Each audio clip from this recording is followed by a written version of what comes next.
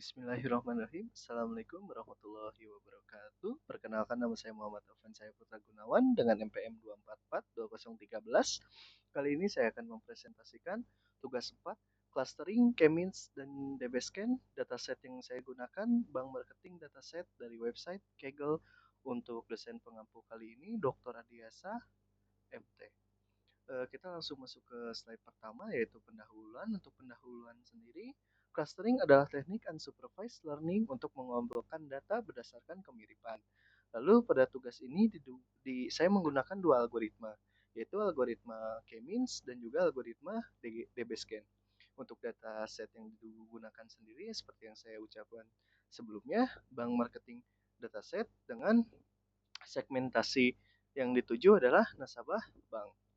Untuk deskripsi dataset sendiri, dataset bank marketing berisi data kampanye pemasaran melalui telepon yang dilakukan oleh sebuah bank di Portugal. Dataset ini memiliki lebih dari 40.000 baris data dan beberapa fitur penting antara lain seperti umur, pekerjaan, status perkawinan, pendidikan, dan lain sebagainya. Langsung saja ke algoritma K-means. Untuk algoritma K-means sendiri, saya di sini digunakan untuk mengelompokkan data berdasarkan jarak ke sentroid atau sebuah lingkaran di clustering K-means ini. Untuk kelebihannya sendiri, itu sangat sederhana dan cepat, dan kedua cocok untuk dataset yang besar atau kompleks. Untuk kekurangannya sendiri, harus menentukan atau menemukan dulu jumlah cluster yang untuk digunakan dan juga sensitif terhadap outliner. Nah, pada tugas kali ini saya menggunakan clusternya atau K-nya, yaitu K sama dengan 3. K sama dengan 3 ini saya dapatkan di slide selanjutnya menggunakan elbow method. Berdasarkan grafik elbow method yang saya gunakan dengan dataset ini, ditemukan bahwa penurunan inersia signifikan sampai di K sama dengan 3. Setelah dari K sama dengan 3, itu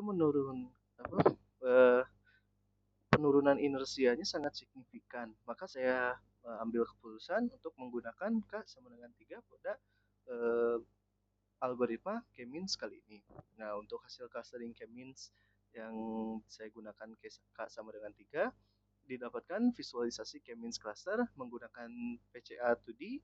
Di sini kita mendapatkan 3 cluster, yaitu cluster 0, cluster 1, dan juga cluster 2. Bisa dilihat cluster 0 sendiri itu adalah data yang ungu, cluster 1 data yang hijau, dan cluster 2 adalah data yang berwarna kuning.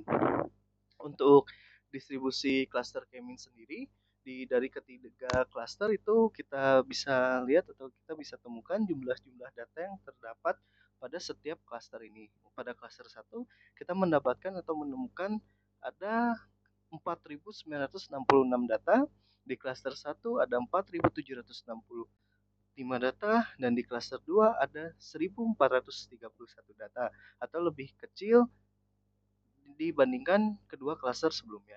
Di sini bisa dijelaskan di interpretasi awal cluster 0 dan cluster 1, cluster 2 itu saya sudah sedikit jelaskan. Lalu kita langsung masuk algoritma DBSCAN yang kali ini saya gunakan juga pada tugas.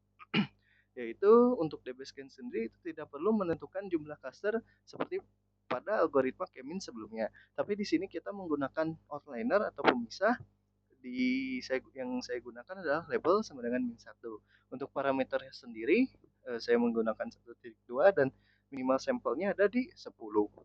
Untuk algoritma DBSCAN itu sangat cocok untuk data dengan struktur density yang jelas, tetapi dikarenakan dataset ini sangat kompleks dan berdimensi tinggi, maka noise yang dihasilkan akan sangat banyak dan bakal menutupi hasil clustering dari algoritma DBSCAN ini sendiri. Nah, untuk hasil DBSCAN yang saya dapatkan visualisasinya menggunakan PCA 2D, bisa dilihat di sini bahwa hasil yang dihasilkan oleh algoritma DBSCAN sendiri itu banyak klaster kecil tetapi tertutupi oleh noise yang sangat besar.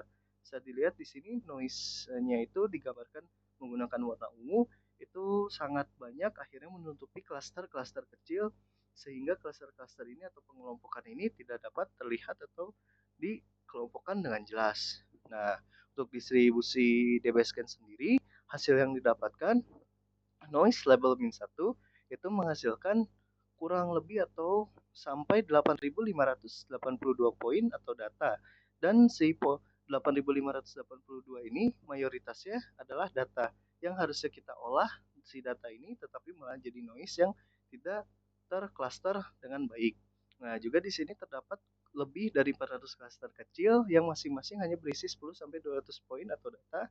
Itu sangat kecil untuk sebuah pengelompokan. Nah, untuk interpretasinya di sini bisa dilihat bahwa DB-Scan tidak cocok untuk dataset ini dikarenakan ada yang berdimensi tinggi, distribusi tidak membuat cluster density yang natural, dan juga normalisasi jarak antar titik tidak seragam sehingga DB-Scan kesulitan untuk membentuk suatu cluster yang lebih besar atau kompleks. Nah, di sini kita bisa lihat perbandingan K-means dan juga DB-Scan. Untuk aspeknya sendiri, aspek cluster atau jumlah cluster di K-means dia menghasilkan cluster hanya 3, sedangkan DB-Scan di sini menghasilkan lebih dari 40 cluster kecil. Maka dapat disimpulkan bahwa di sini K-means lebih cocok untuk digunakan pada tugas kali ini. Untuk noise yang dihasilkannya juga kita bisa lihat K-means hampir tidak memiliki noise yang hampir tidak mengeluarkan noise atau tidak terdeteksi, sedangkan DB-Scan itu mengeluarkan sangat banyak noise sampai 8.582. Untuk bentuk klasternya sendiri, K-means menggunakan klaster bulat atau centroid, sedangkan DB-Scan itu menggunakan berdasarkan densitas. Untuk hasil yang eh, untuk hasil yang didapatkan dari algoritma K-means sendiri itu stabil dan mudah dianalisis, sedangkan untuk hasil yang didapatkan dari algoritma DB-Scan itu sangat berantakan dan sulit digunakan. Untuk kecocokannya, mana yang lebih cocok untuk tugas kali ini atau segmentasi kali ini? Ya tentu saja K-means karena itu datanya stabil dan mudah dianalisis. Untuk DB-Scan itu sangat tidak optimal untuk tugas atau segmentasi kali ini. Untuk kesimpulannya, K-means memberikan hasil paling stabil dan cluster yang jelas. Optimal cluster terdapat pada K sama dengan 3, dan DB-Scan menghasilkan terlalu banyak noise sehingga tidak efektif pada dataset ini. PCA membantu menunjukkan pola cluster dalam 2 dimensi.